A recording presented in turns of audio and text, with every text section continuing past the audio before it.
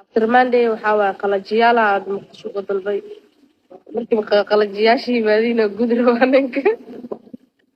iga sheekay waa idin sheekeynaahe hadda waxaa kuma caawiya baayo waddanka ka caawiya waxaan lama dhowran kare dhawaaqa loo kacay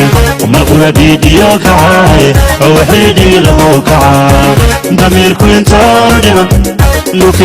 ninkeyga waa muslim maya adoo og inay kaftamaysid waxay ka dhigayaan inaan run u tiri miya gaalada xitaa way isgudaan ninkii waa muslim iskaba daaye gaalka adoomeyda afrikaanka cadaanka way isgudaan